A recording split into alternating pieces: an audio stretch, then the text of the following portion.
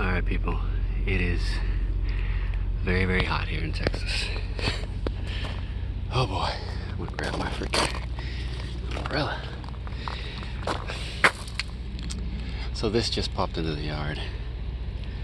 It's a very rare car. Well, actually I take that back, it's not that rare I guess. But I'd say it's rare relatively speaking. 1964 Mercury Monterey Marauder. I think what makes this a little more rare, I guess, and more interesting is that's a four-door hardtop. Now, she did have the emblems on her, but someone snagged them. This car came out here, put out in the yard, I think yesterday, and I think it was Friday. Might have been put out. Yeah. And I wasn't in town. I went to Arkansas, Petty Jean swap meet. I had a really good time out there. That was, well, I was out there Saturday actually, but yeah. The video for that'll be up shortly. There really wasn't a good angle on this one to where to start, so I just decided to start up front here. And then, you know, the sun is like right above us, so it's casting a shadow. Anyways, let me get going here. She was last on the road around the turn of the century, 2000. Obviously the drivetrain is gone. Pretty sure it would have been like a 390. Well, it could have been a 352, I think, in here, an FE. Maybe a 390. You'd have to look in the decipher the codes there, but you know, she was a factory AC car, as you can see by the deals here. There's the condenser, factory brakes. I'm factory power brakes, sorry. But they're not there, everything's gone on them. Yeah, just the spindles are left.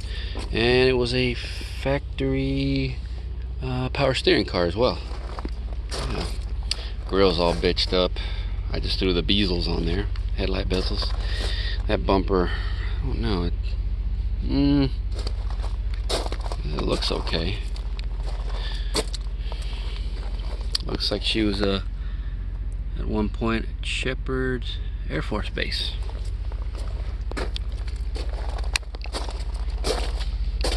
There's a big hole in the windshield.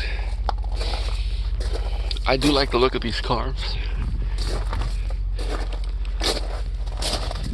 This is probably the first one I've actually ever seen in, man, I think in person, honestly, as a four-door hardtop Marauder. I've seen them in two doors. Buster something it sold. Maybe the Google may figure that one out. Back bumper actually looks okay. You know, it's got some rust on it. That tail panel's bitched up though. Deck lid looks alright. Back window's busted also. Yeah, the guy took the Marauder emblems, whoever it was. Could have been a female. I mean, it could have been.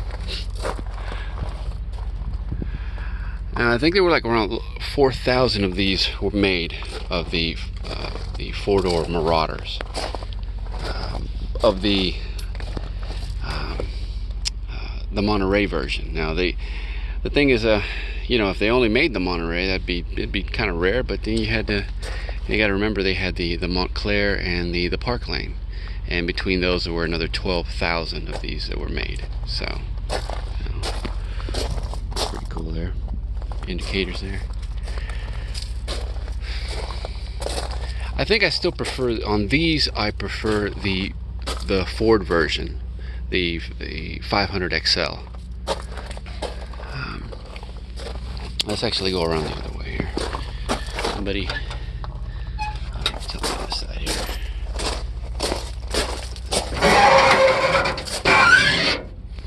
I've got some rust on the trunk floor there, but not too bad. Just a bunch of random odds and ends stuff in here.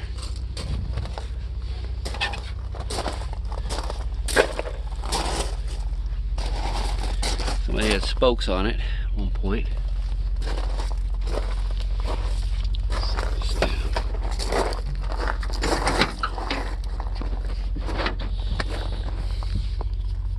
into the back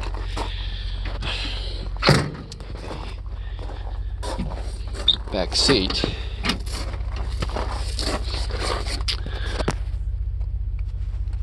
What about these Fords, man? They have everything right here. Everything's there for you, all the info. Look at that. K-Care, Auto Center, Kmart, baby.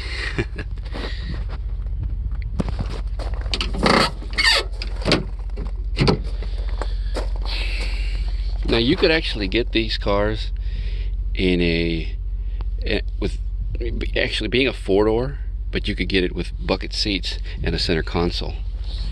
This one obviously didn't come with it. And it would have this, you could also get it with the shifter on the floor. This one, you know, and being a four-door too. You know, this one obviously didn't have it. No tilt on this one as well. Smells like a bunch of rat poop in here. Ugh. This is pretty neat. I like that. Tells you the there's their Mercury 25th anniversary. Sporting 21,000 miles on it. Pretty sure probably rolled over. The one thing that Mercury got right, it did way better, I think, than Ford did with the dash, or with the air conditioning per se, in 64, at least on these big cars. At least in my opinion. That's just my opinion. But they were able to integrate the underdash, because in these years, like in 65 is when they actually built the air conditioning system. It wasn't a hang down unit. It wasn't an underdash unit that was put in after 65 if you got air conditioning. Whereas in 64 and earlier, you would have an underdash unit sitting down here. And with Ford, you have the select air sitting right under there, which is plain as day to see, and the controls are there and whatnot, the knobs. Whereas in the Mercury, you see where they integrated it here into the dash. And even though it's here, it's down here, the way they did it, and it doesn't look as though it's an underdash unit, because it kind of really isn't now. And I like the way they hit. It's almost like they're hitting the vents or the registers, you know. When they're closed, everything just looks so nice, you know. Like you don't have vents there, but they are.